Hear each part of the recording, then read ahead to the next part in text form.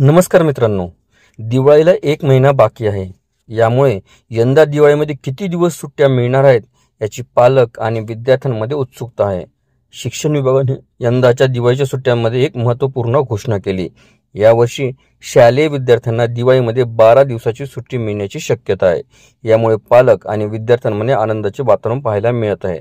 यंदा दरवर्षीपेक्षा कमी सुट्ट्या देण्यात आल्याने काही प्रमाणात नाराजी व्यक्त केली जात आहे. कारण याआधी ही सुट्टी जवळपास 21 दिवसाची म्हणजे 3 आठवड्याची दिली जात होती. यंदा फक्त 12 दिवस शाळांना सुट्टी असणार आहे. यंदा 16 ते 27 ऑक्टोबरपर्यंत दिवाळीची सुट्टी देण्यात आली.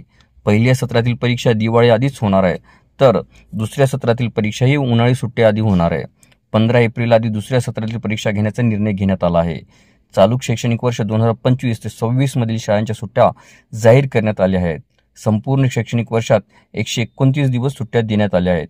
यामध्ये रविवारचा देखील समावेश आहे.